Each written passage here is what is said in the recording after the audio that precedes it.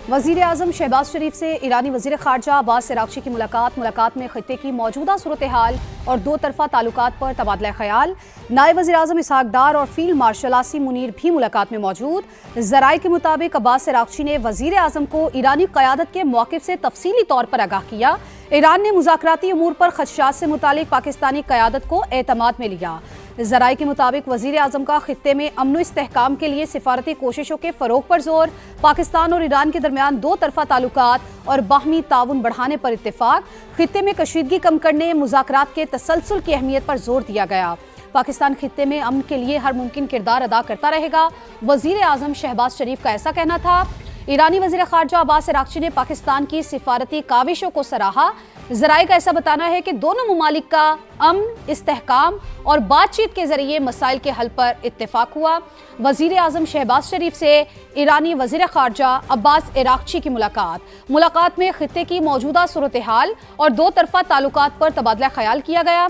नायब वज़ीर आज़म इसहाक़ डार और फ़ील्ड मार्शल सैयद आसिम मुनीर भी मुलाकात में मौजूद थे। ज़राए के मुताबिक अब्बास अराग़ची ने वज़ीर आज़म को ईरानी क़यादत के मौक़िफ़ से तफ़सीली तौर पर आगाह किया। ईरान ने मुज़ाकराती अमूर पर ख़दशात से मुतालिक पाकिस्तानी क़यादत को एतमाद में लिया। वज़ीर आज़म का ख़ित्ते में अमन व इस्तेहकाम के लिए सिफारती कोशिशों के फ़रोग़ पर जोर। ज़राए का ऐसा बताना है कि पाकिस्तान और ईरान के दरमियान दो तरफ़ा ताल्लुकात और बाहमी ताउन बढ़ाने पर इत्तेफ़ाक हुआ। ख़ित्ते में कशीदगी कम करने, मुज़ाकरात के तसलसल की अहमियत पर जोर दिया गया। वज़ीर आज़म शहबाज शरीफ ने कहा कि पाकिस्तान ख़ित्ते में अमन के लिए हर मुमकिन किरदार अदा करता रहेगा। ईरानी वज़ीर ख़ारजा अब्बास अराग़ची ने पाकिस्तान की सिफारती काविशों को सराहा। ज़राए का ऐसा बताना है कि दोनों ममालिक ने अमन, इस्तेहकाम और बातचीत के जरिए मसाइल के हल पर इत्तेफाक किया।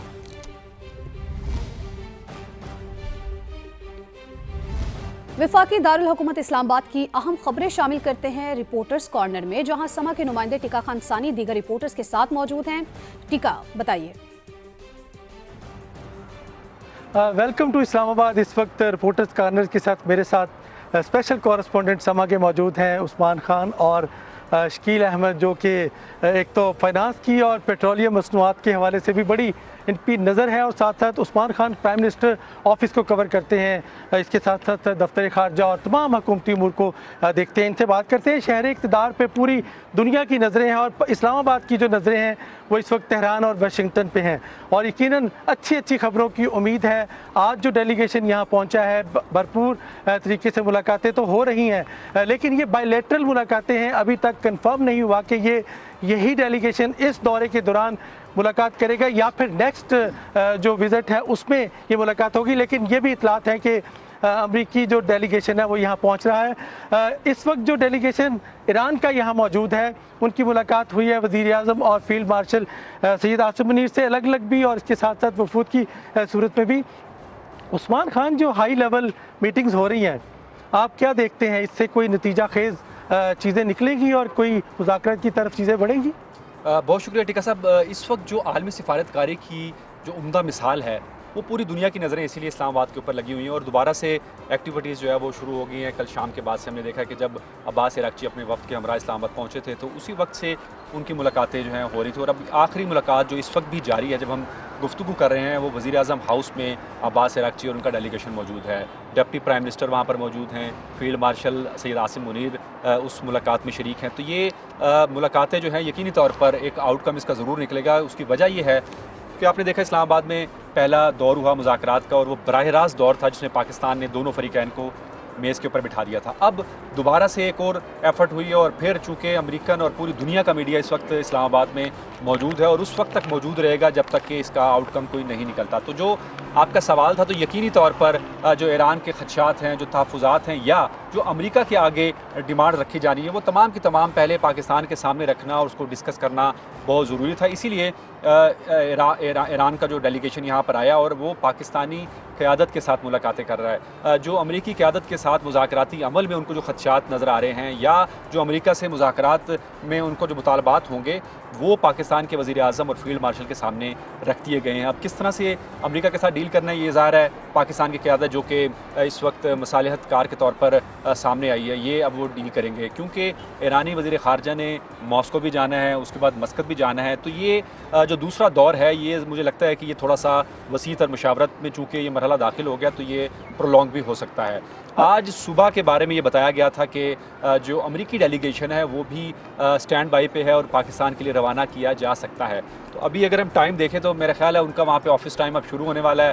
ट्रम्प साहब जब अपने दफ्तर आएंगे, यकीनी तौर पर कोई ना कोई स्टेटमेंट उनकी आएगी, उसके बाद नतीजा खस किया जाएगा। लेकिन उस्मान, एक तो अमेरिकन प्रेसिडेंट जो है ट्रम्प जो है वो भी स्टैंड बाय हैं, उनके वजीर खारजा भी, और फिर जेडी वेंस भी स्टैंड बाय हैं, लेकिन 2 रुकनी डेलीगेशन यहाँ पहुँच रहा है और ये ऐलान हुआ है कि वो यहाँ रवाना हो जाएंगे। इस सूरत में क्या समझते हैं कि ये मुलाकात आइंदा हफ्ते के आगाज़ में होने जा रही है या कोई पेशरफ्त होगी? देखिए, पेशरफ्त तो होनी है, लेकिन टाइम फ्रेम क्या होगा वो हम पिछले 1-1.5 हफ्ते से सदर ट्रम्प भी और उनकी और इंतज़ामिया जो वो भी बताती जा रही है कि कैसे कैसे अमरीकी अहदेदार जो हैं वो इस्लामाबाद पहुँचेंगे, लेकिन अभी तक वो नहीं वहाँ से रवाना हुए। तो जब वहाँ रवाना होंगे तो हमें उस वक्त सीरियसनेस नज़र आएगी कि मुज़ाकरात का दूसरा मरला जो है वो अमेरिका उसके ऊपर बातचीत करना चाह रहा है और वो बड़ी अहम बात आपने की। ये इस डेलीगेशन में ईरानी वजारत खारजा के हुकाम जो हैं वो उनके वज़ीर खारजा हैं, डिप्टी प्राइम मिनिस्टर उनके तर्जुमान हैं। इसके साथ साथ यहाँ पाकिस्तान में जो सफ़ीर हैं वो भी मौजूद हैं और दफ्तर खारजा ने एक बयान जारी किया है, उस पर कहा गया है कि कोई भी स्पेकुलेशन ना की जाए और ऐसे तबसरे ना दिए जाएं, जो दफ्तर खारजा से ख़बर जारी हो सिर्फ उसी को एंटरटेन किया जाए, कोई अपने सोर्सेज से ऐसी खबर या बैरूनी सोर्सेज से ऐसी खबर ना दी जाए। शकील साहब, ये तो हो गई वजारत खारजा की खबरें और यकीनन इससे जुड़े मामला पीस होके रहेगा, पाकिस्तान डायलॉग करवा के रहेगा, ये भी तयशुदा बात है। पेट्रोलियम मसनूआत की कीमतें जो बढ़ी हैं, अचानक से फिर से इतनी ज़्यादा कीमतें बढ़ा दी, कोई बिल्कुल ऐसे ही है, क्योंकि जो मुज़ाकरात हैं वो अभी कोई कंक्लूजन फेज़ की तरफ नहीं जा रहे। जो अभी जो टॉक शुरू हुई हैं बेसिकली ये बायलैटरल हैं और ईरानियन गवर्नमेंट की, उनके ऑफिशियल्स की बड़ी स्टेटेड पोजीशन है। आप भी देख रहे हैं कि वो कह रहे हैं कि हम फ़िलहाल बायलैटरल मीटिंग्स कर रहे हैं पाकिस्तान के साथ, तो उनका कोई इरादा नहीं है कि अमेरिकन के साथ डायरेक्ट वो बातचीत या टॉक्स करेंगे।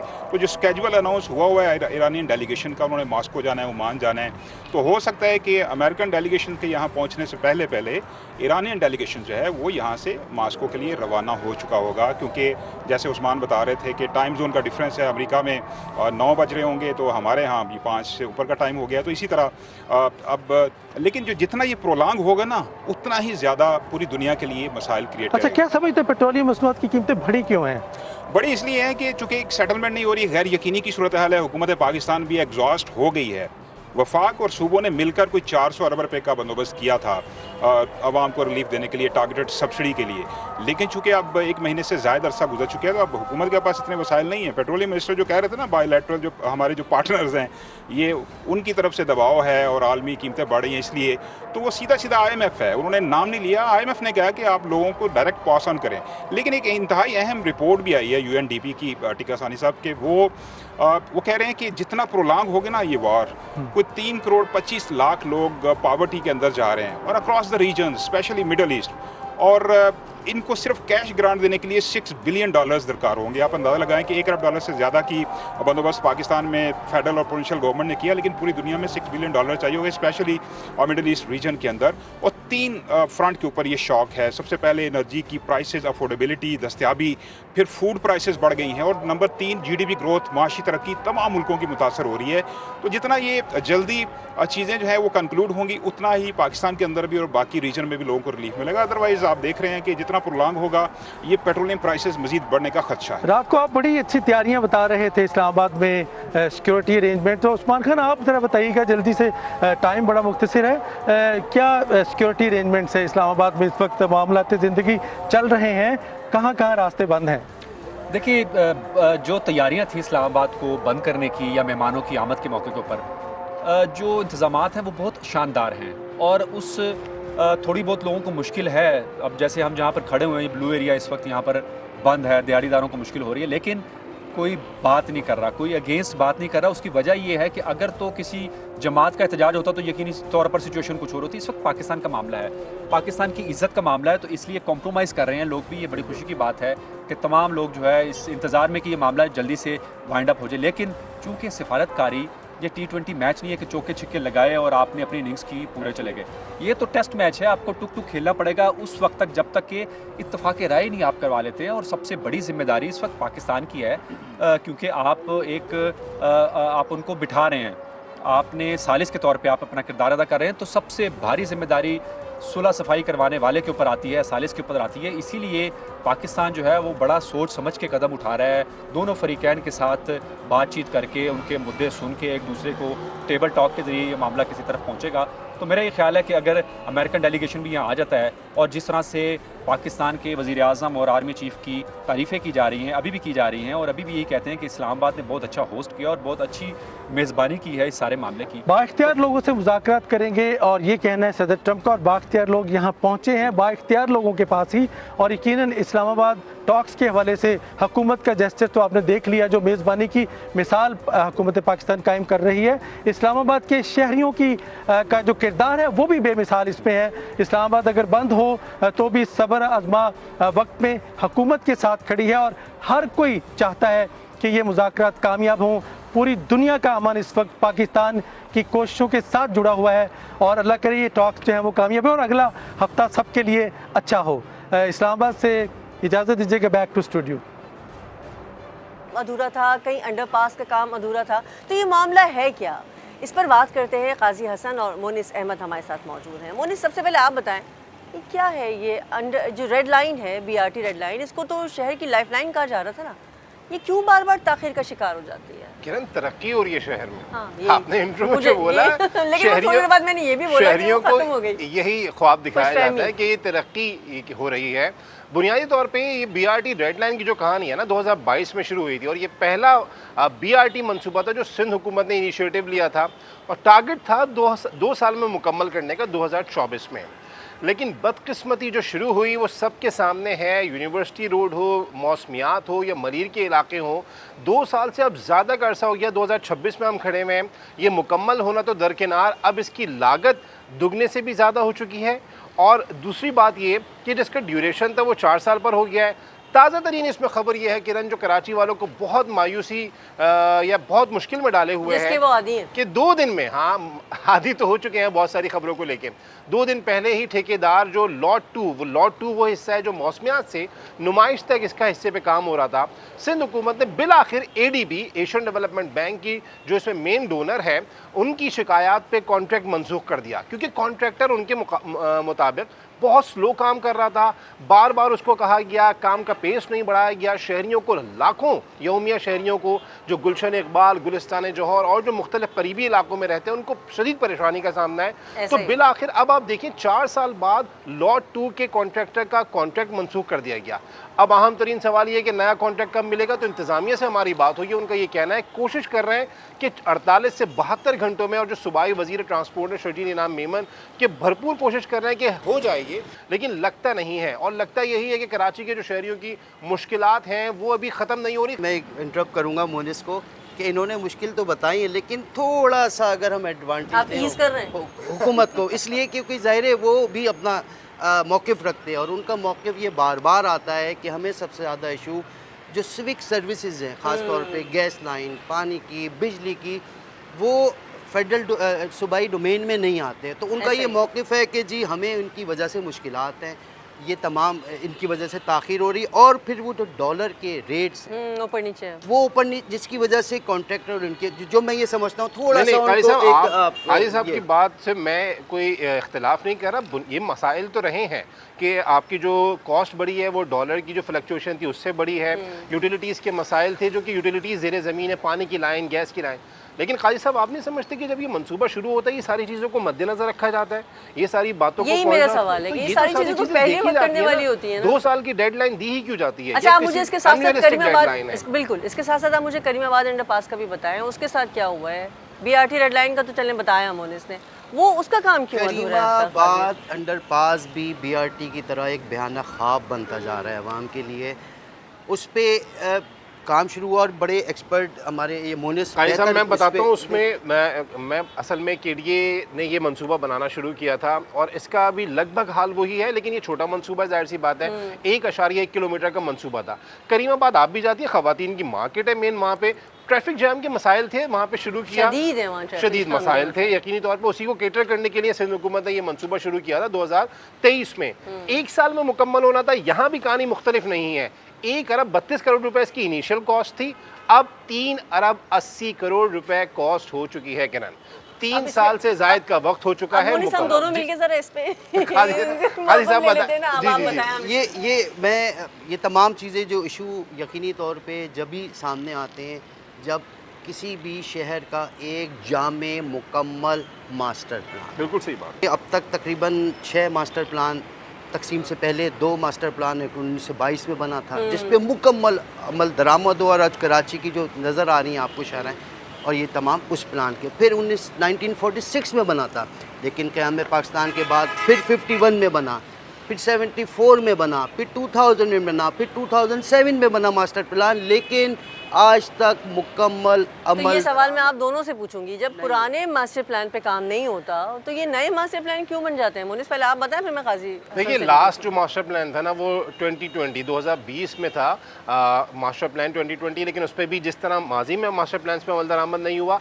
असल में कराची का जो सबसे बड़ा इशू है ना, जो आप अक्सर मेयर कराची से भी सुनती हैं, बहुत सारे स्टेक होल्डर से सुनती हैं, यहाँ पे इदारे इतने सारे हैं कि उनकी जो जुरिस्डिक्शन है, उनकी जो हदूद हैं, आपस में उनका टकराव बहुत ज़्यादा हमें देखने में आता है। एसबीसी अलग डोमेन में काम करता है, केडी अलग डोमेन में काम करता है, तो होता ही है मास्टर प्लान पे अमल दरामद हो नहीं पाता। इस वक्त कराची में जो गैर कानूनी तामीरात है उनका इतना बड़ा मसला है, कमर्शलाइजेशन हो रही है, हाई राइज हो रही हैं।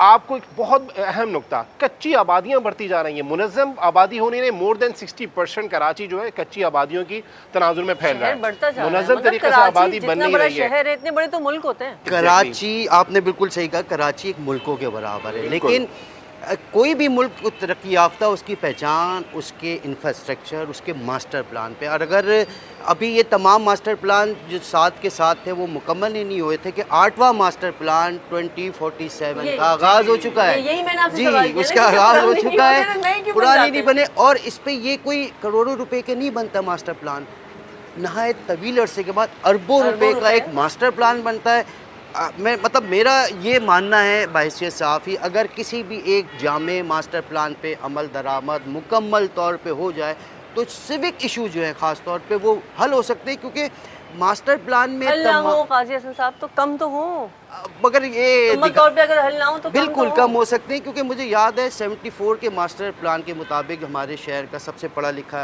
जो ज़िला कहलाना है, नॉर्थ कराची की जो सड़कें, नॉर्थ नाज़ाबाद की जो सड़कें जब बनी थी तो उस वक्त मजाक उड़ाया जाता था कि ये इतनी चौड़ी सड़कें, लेकिन वो आइंदा 50 साल का विजन रख के बनाए। अच्छा काजी साहब सीनियर मोस्ट हैं, आपसे कतई कलामी एक सवाल मैं पूछना चाहता हूँ, क्योंकि आपने मास्टर प्लान का जिक्र किया। मुझे ये बताइएगा, चाहे गवर्नमेंट हो या गवर्नमेंट में ना होती भी सियासी जमातें हों, आपको कितनी संजीदा लगती हैं ये इनकी काविशें मास्टर प्लान पे अमल दरामद के लिए? देखें, इस हाथ से अगर बताएं तो कराची को इंतज़ाम चलाने वाले father of the city mayor Karachi, आप मुझसे ज़्यादा जानते हो उसके उनके पास कितना रकबा है कराची का और कितनी सिविक सोसाइटी जो है सिविक इदारे उनके अंडर में। कराची में तकरीबन 27 से ज़्यादा वफाकी इदारों की भी ज़मीन है। और मास्टर प्लान की नाकामी की एक बड़ी वजह में ये भी नज़र आती है कि आपस के इदारों में फुतकान नहीं है, सियासी अमलदारी एक पेज पे नहीं है। अभी भी जो मास्टर प्लान 2000 जो नाज़िम कराची जो साबिक है मुस्तफ़ा कमाल के दौर में हुआ था, कराची स्ट्रेटेजिक प्लान जो है बड़ी लागत से बना था, वो कोर्ट में गए हुए हैं, अदालत में गए हुए हैं। अभी पिछले मास्टर प्लान का हुक्मनामा नहीं हुआ, उसका फैसला नहीं हुआ, तो नया मास्टर प्लान बन रहा है। दोनों मुझे मुख्तसरन बता दें, क्या लग रहा है आपको, जो मंसूबा भी मैंने जिक्र किया, BRT हो या वो जो अंडरपास है, कब तक मुकम्मल हो जाएंगे? आपको क्या लगता है? अंडरपास की मैं आपको लगता है अंडरपास की मैं बता देता हूँ, अभी उसका काम 90% से ज़्यादा मुकम्मल हो चुका है करीमाबाद का। एक मसला वो भी इदारों की कोऑर्डिनेशन की वजह से सामने आया, वाटर बोर्ड की एक लाइन का मसला है, लेकिन हमारी बात हुई, उनका ये कहना है 10 से 12 दिन में वो मैक्सिमम हो जाएगा। तो मई के शुरू में वो उम्मीद है कि अंडरपास पब्लिक के लिए खोल दिया जाएगा। और BRT के हवाले से भी मैं तो ज़ाहिर हमेशा अच्छी की उम्मीद रखता हूँ और मुझे अभी भी अच्छे की उम्मीद है। बेशक वक्त लग रहा है, ताख़ीर हो रही है, और ये इनकी हुकूमत की जो भी हो, इब्ने वक्त हुकूमत जो आपको लग रहा है नियर फ्यूचर होने वाला है जल्दी? बिल्कुल नियर फ्यूचर में शायद हो भी जाए, ऐसा नहीं है। और कई ऐसी चीज़ें हैं, सड़कें, और ये मुझसे बेहतर जानते हैं मोनिस, जो पहले ख़राब थी वो बन भी गई हैं। लेकिन असल में कराची को ओन करना पड़ेगा। हम शहरी सियासतदान ओन करेंगे तो कराची बेहतर होगा, वरना फिर इसी बिल्कुल। और मैं काजी हसन साहब की बात को ही लेके आगे क्लोजिंग करूंगी कि ओन करना पड़ेगा कि कराची हमारा शहर है, तभी मसाइल ख़त्म ना हो तो कम से कम तो हो। रिपोर्टर्स कॉर्नर में फ़िलहाल इतना ही। Over to studio. कराची की सूरत हाल के हवाले से किरण बात कर रही थी। अभी आपको बताएं कि हब केनाल गैर मयारी और नाकाम मंसूबा है। पीपल्स पार्टी के सीनियर रहनुमा अब्दुल कादिर खान मंदोखेल अपने ही मेयर पर बरस पड़े। समा से गुफ्तगू में कहा कि अब तक बल्दिया टाउन वालों को इजाफी पानी नहीं मिला। हब केनाल बार बार टूटने पर कादिर मंदोखेल ने वजीर आला सिंध से इंक्वायरी का मुतालबा कर दिया है। तो आपको अपडेट कर रहे हैं, हब केनाल गैर मयारी या नाकाम मंसूबा, पीपल्स पार्टी के सीनियर रहनुमा अपने ही मेयर पर बरस पड़े। मोनस अहमद हमारे साथ मौजूद है। मोनस, बताइए इस हवाले से। देखिए, गर्मियों की आमद है और कराची में के लिए जो पानी की फरहमी का एक मंसूबा हब कैनाल के नाम से गुज़िश्ता बरस इफ्तिताह जिसका किया गया था, उसमें बहुत नकाइस सामने आते रहे हैं। लोगों को पानी जो है अब तक उससे मिल नहीं पा रहा है। अपोजिशन तो बहुत तनकीद कर ही रही है, लेकिन पीपल्स पार्टी के रहनुमा जो कि बल्दिया टाउन में NA 242 से उम्मीदवार भी थे, इंतहाई अहम और मुतहर्रिक रहनुमा कादिर मंदोखेल साहब, वो इस वक्त हमारे साथ मौजूद हैं। इनसे बात करते हैं। तो मैं तो सिर्फ इतनी सवाल कर रहा हूँ सिंध हुकूमत से, मेयर कराची से, कि आप इसकी इंक्वायरी तफ्तीश करा दें कि अगर ये नाकिस मटेरियल इस्तेमाल हुआ है या ठेकेदार की गफलत है या अफसरान की मिली भगत है, वजह क्या है। जो नहर टूट फूट का शिकार है और मिट्टी के ऊपर कंक्रीट बिछाया गया, तो ये तो छोटा मोटा इंजीनियर मैं भी हूँ, तो ये स्पेसिफिकेशन तो मुझे भी पता है कि कंक्रीट जो है ना वो बाकायदा सरिये की जाल में बिछाया जाता है। बिलावल भुट्टो जरदारी साहब ने इफ्तिताह की है और इस इफ्तिताह के वक्त तो बाकायदा उसको चलाया गया, लेकिन हमें तो वाटर बोर्ड ने यह भी बताया, KMC ने, कि जो पुराना जो लहन है 100 MGD का, उसको भी रिपेयर करके तो 200 MGD पानी हमें मिलेगा। तो मैं ये समझ रहा हूँ कि 200 तो मिले ही नहीं है, पिछला वाला भी ख़त्म हो गया। सारी चीज़ें मैं ऑलरेडी बिलावल साहब की PS को व्हाट्सअप कर चुका हूँ। सारी जो चीज़ें हैं, लोगों के जो खदशात है या लोगों ने, और तस्वीरें वीडियो है। देखिए, बिल्कुल कादिर मंदोखेल साहब थे जो कि यकीनी तौर पे बराह रास्त ख़ुद भी मुतासिर होना है, क्योंकि ये भी वहीं के रिहायशी हैं, उनके हल्के के अवाम हैं, उनका बहुत प्रेशर है और उनको यही कहना है कि ना सिर्फ ये जो पार्टी चेयरमैन है उन तक ये तमाम चीज़ें पहुँचाएँगे, बल्कि जो मेयर कराची हैं वज़ीर आला से, उनसे भी मुतालबा करते हैं कि इस मामले पर इंक्वायरी की जाए और हक़ाइक़ सामने लाए जाए। कादिर मंदोखेल का क्या कहना है ये तो आपने सुना है। मेयर इस हवाले से क्या कह रहे हैं ये आपको बताते हैं। उन्होंने कहा है कि कादिर मंदोखेल को कोई चीज़ समझनी है तो हब केनाल आ जाएं। मेयर कराची मुर्तज़ा वहाब का मशवरा, कहते हैं कॉन्ट्रैक्टर से समझ लें क्या काम बेहतर है और क्या नहीं। कादिर मंदोखेल खुद देखें हब केनाल बहने या टूट जाने का प्रोपेगेंडा कितना दुरुस्त है। मैं मंदोखेल साहब को चाहूँगा, वकील हैं, कानून को समझते हैं, हमारे साथी हैं, उनको अगर कोई चीज़ समझनी है तो आ जाएं हब कनाल, देख लें, पहले कॉन्ट्रैक्टर से समझ लें कि क्या मेसनरी वर्क बेहतर होता है या स्टोन पिचिंग का काम बेहतर होता है आजकल के ज़माने में। एक बार ख़ुद देख लें कि क्या जो प्रोपेगेंडा किया जा रहा है कि कनाल बह गई है, टूट गई है, वो दुरुस्त है नहीं है।